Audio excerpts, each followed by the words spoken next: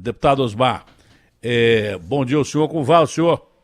Bom dia, Datena, bom dia a todos os ouvintes aí, prazer aí voltar a falar contigo.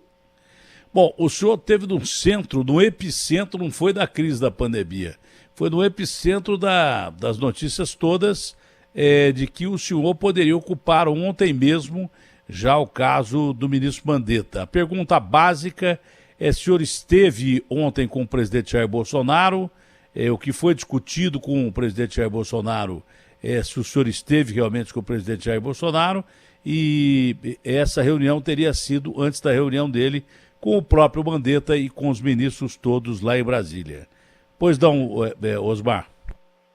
Datena, eu posso dizer o seguinte, o presidente me convidou para almoçar junto com a doutora Nise, que é uma especialista na hidroxicloroquina, e com o doutor Luciano e outros ministros ali para conversar sobre a hidroxicloroquina. E foi essa conversa. Nós tivemos, não se tocou em nenhuma questão política, de cargos, de nada. Eu nunca pedi nada. Eu vou quando o presidente me chama, eu não tomo iniciativa de procurá-lo sem ser convidado, né? E na conversa não se tocou nesse assunto. Portanto, em nenhum momento teve qualquer tipo de convite, teve qualquer tipo de...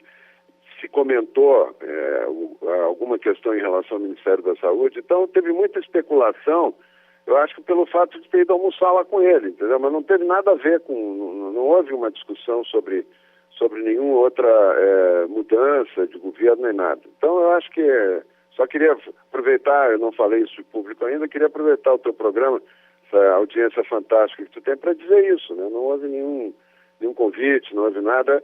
O que há é uma semelhança de posições que eu tenho, mas eu tenho desde 2009 isso, desde a gripe É o que eu ia dizer. Que eu comandei, né?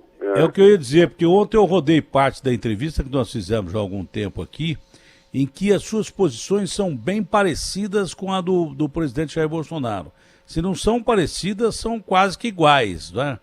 Isso não levaria o presidente, que chegou a dizer num vídeo ontem, que tem gente que está se tornando estrela, eu vou usar minha caneta no momento certo, que a hora vai chegar. Eu não sei se ele estava se referindo ao Mandetta, ao Moro, sei lá. Mas essa aproximação de ideias que o senhor tem e que tem o presidente da República não poderia levar o senhor ao cargo de ministro da Saúde num momento de crise como esse? Olha, eu acho que não. Eu acho que seria melhor, né? É melhor que haja que o ministro Mandetta se afine com o presidente, né? Acho que não precisa trocar ministro. Eu acho que tem que ter, e eu não sou candidato, pode ser qualquer um, né? Se tivesse que trocar, poderia ser qualquer outro. Tem muita gente competente aí, mais competência do que eu. Agora, o que eu tenho afirmado, e que cria essa semelhança nas manifestações, é que, por exemplo, essa quarentena não tem sentido. Ela só está sacrificando a população e não está quebrando o país e não diminui o número de casos. É isso que eu tenho dito. Os casos que estão acontecendo em São Paulo, todo esse aumento de casos, isso é previsto na curva normal. Imagina, com quarentena ou sem quarentena vai acontecer isso. O vírus, como eu te disse naquela reportagem, é uma força da natureza. Ele só vai diminuir o contágio quando ele chegar à metade da população contaminada e só vai terminar a epidemia quando ele chegar a 70%, 80% da população contaminada. Nós temos que proteger nesses 20% que não vai ser contaminado, os idosos, as pessoas que têm doenças crônicas. Esse trabalho de proteção é que tem que ser intensificado. Juntar as pessoas em casa aumenta o contágio. Foi o que aconteceu na Itália, aconteceu na França. Na Itália, quando fecharam todo mundo, decretaram estado de sítio, fecharam todo mundo em casa, triplicou o número de casos, explodiu a epidemia. Porque as pessoas já têm probabilidade estatística de ter pelo menos uma pessoa, na maioria das famílias contaminadas, assintomática. 99% das pessoas que estão transmitindo o vírus hoje não sentem nada, né? Então, elas são assintomáticas. Assim que uma epidemia começa, uma epidemia que não tem remédio, não tem vacina, ela começa, cresce até um pico, quando chega a 50% da população contaminada, e depois cai para 80%. Quando chega em 80% da população contaminada, praticamente termina a epidemia. Isso, a quarentena não altera, não tem nenhuma medida disso no mundo em epidemias mostrando que funciona esse tipo de quarentena. Só está a curva para baixo da Europa seria mais ou menos a sua explicação? Todos os países da Europa, eu comparo os países da Europa com os países da Ásia. Todos os países da Europa que tomaram medidas de quarentena, todos explodiu a epidemia. Inclusive, acho que tem uma boa notícia em relação a isso. Aumentou tanto os casos de epidemia no período da quarentena que já chegou no pico. Em boa parte dos países da Europa já está no pico a epidemia. A França... É o que eu estou dizendo. Os países que agora chegaram ao pico estão agora fazendo a curva para baixo, por isso as bolsas estão subindo. É dentro dessa sua filosofia que eles já chegaram onde tinha que chegar com o vírus da força da natureza chegando a esse ponto e que agora os casos estão decrescendo. Não que não esteja morrendo gente. Na China não morreu mais ninguém hoje, mas em outros países, onde a epidemia chegou lá no alto, agora está descendo. É dentro dessa sua tese? Exato. O que eu acho que nós temos que entender, Datena, é que isso é um curso natural, é uma história natural das epidemias virais. Todas são assim, não é essa. Todas são assim. A China, por exemplo, já teve um pico. Eles fizeram uma contenção na província de Hubei. Não foi na China toda. Né? A China hoje trabalha normal. Né? Não tem, e tem ainda alguns focos, um ou outro. Agora está 24 horas sem nenhum caso. Ela controlou e a vida continua, porque o grupo de risco, tomando todos os cuidados, as precauções, pode trabalhar, pode levar uma vida normal. O grupo que está fora de risco, né? O grupo de risco tem que ter uma...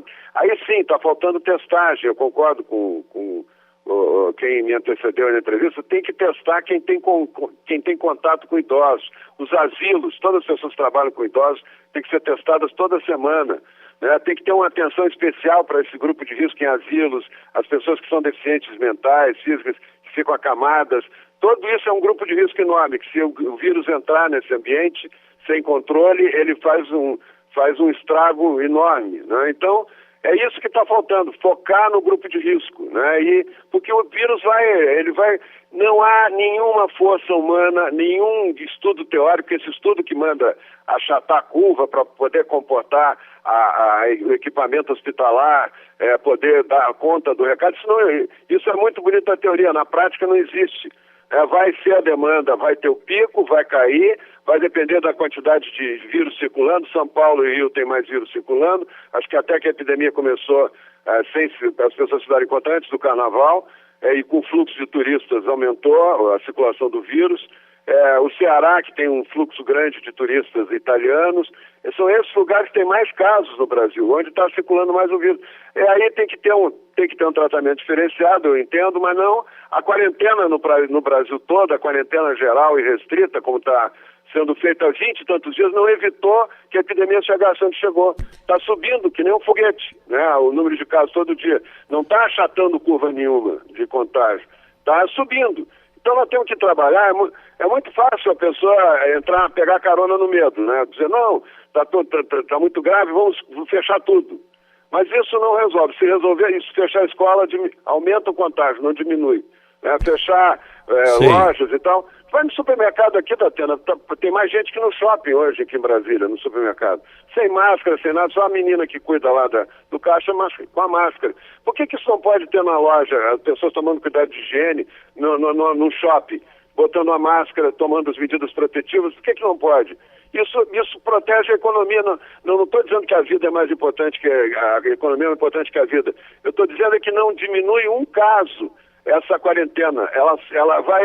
O vírus vai cumprir a curva. Eu acho até que o governador Dória concorda comigo, porque ele está marcando o fim da quarentena para o dia 22 de abril. Por que dia 22 de abril, não dia 30? Por que não numa segunda-feira e não na quarta-feira? Né?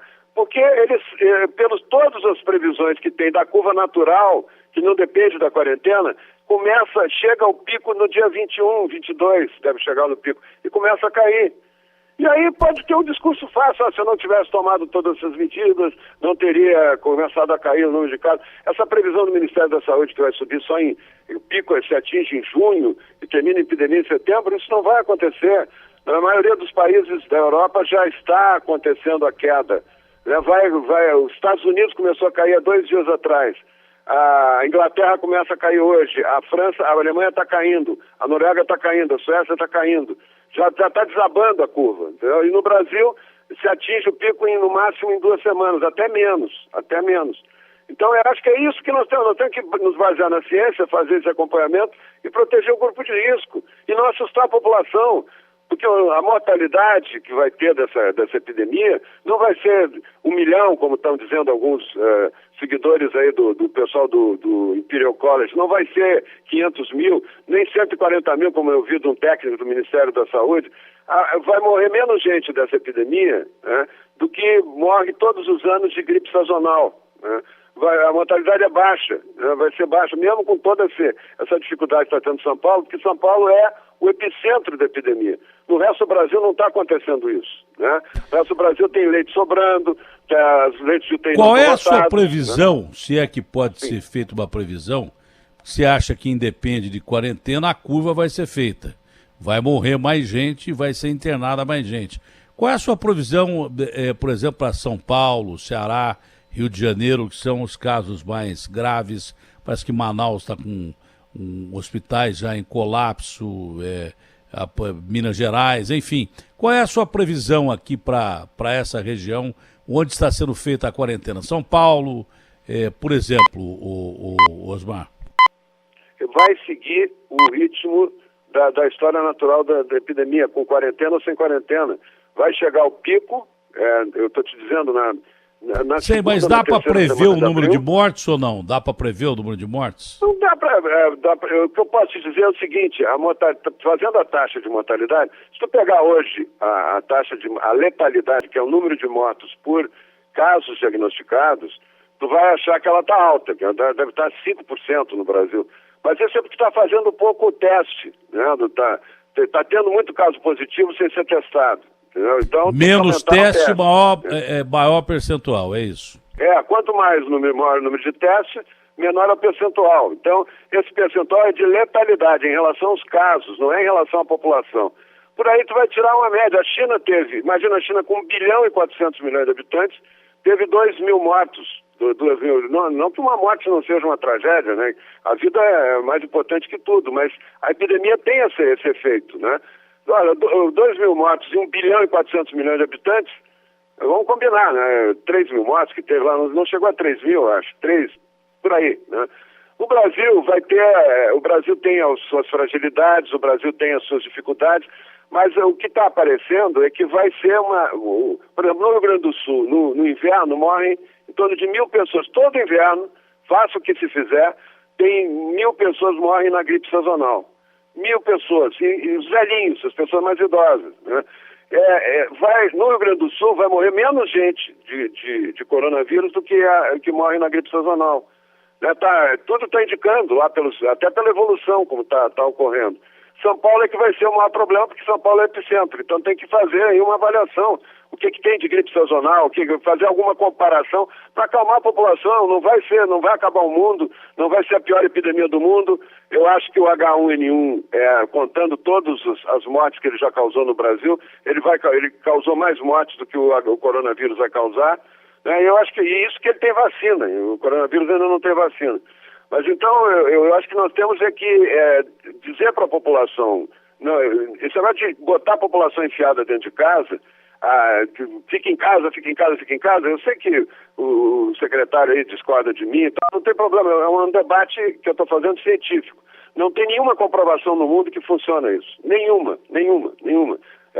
E a curva vai subir, vai chegar no pico e vai descer rápido, conforme a história natural da epidemia, sem a ser afetado por essa quarentena. Porque o contágio hoje, tem tanto vírus circulando, tem tanta gente contaminada, e as pessoas se contaminaram até antes do vírus aparecer, de ter diagnósticos do vírus, que não adianta fechar as pessoas em casa. O netinho vai contaminar o vovô, a vovó, o netinho é assintomático. Não tem criança em UTI com essa epidemia, a não ser que tenha algum outro problema.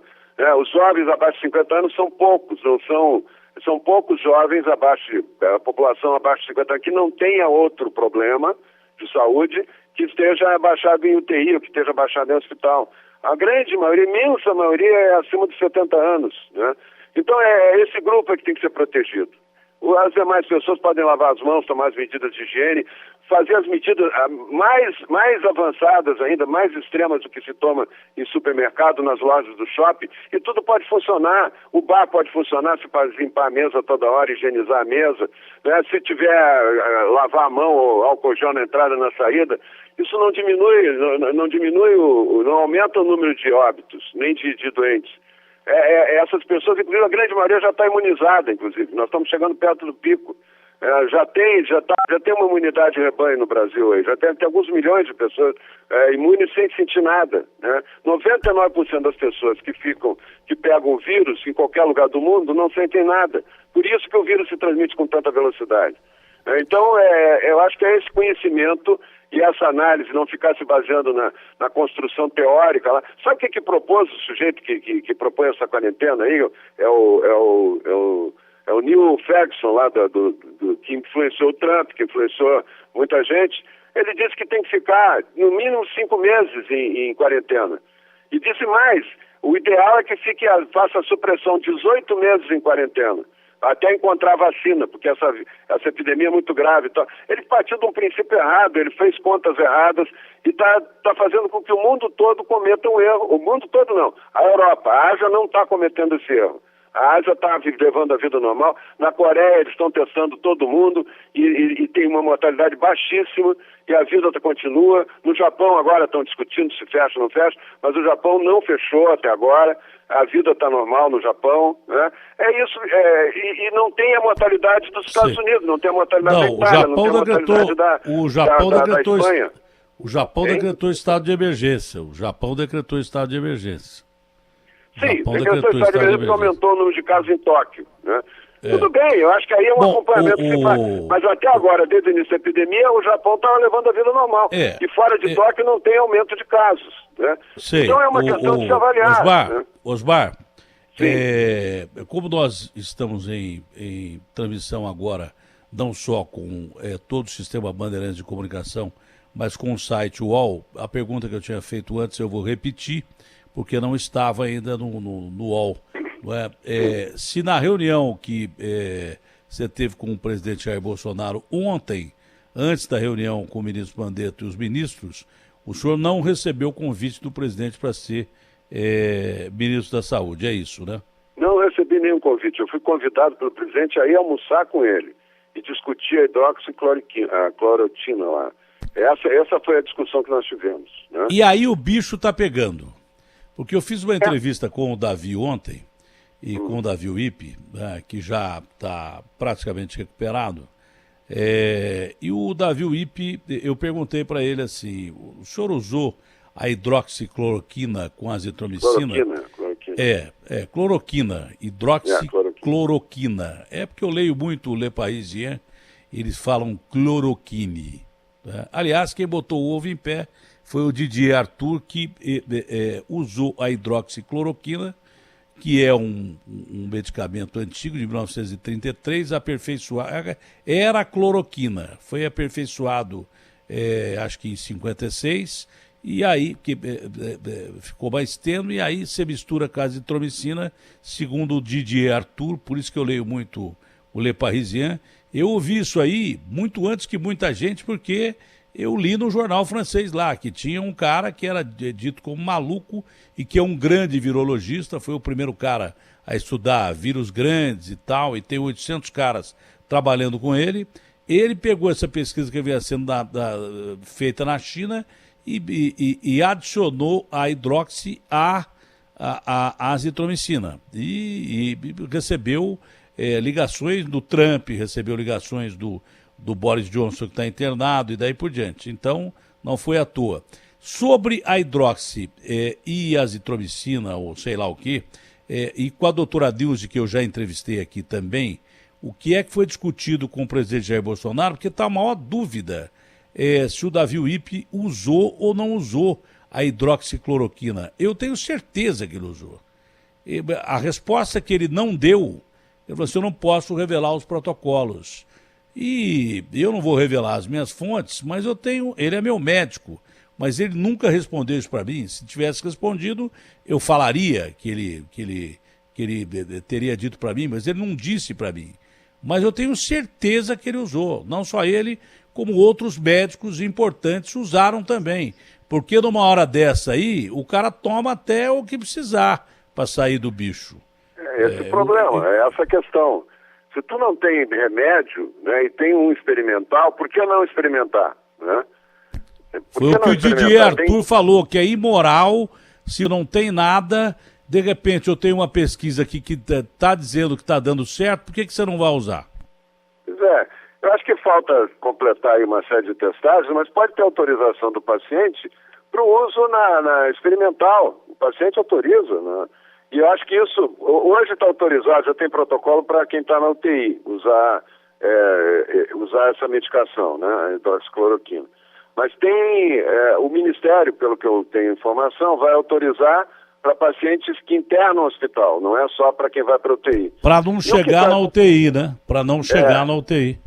É porque quando chega na UTI, o vírus já disseminou, ele já fez o dano no pulmão importante, né? E lota a UTI também, né? E lota a UTI. E lota a UTI, que pode colapsar o sistema. Você curando... É uma coisa lógica. Se o troço funciona na UTI, pode funcionar antes também, salva o cara antes dele chegar numa situação pior. Exatamente. É uma coisa bem lógica. A ideia é que tenha um protocolo até para a pessoa, quando começa a ter febre, usar, né?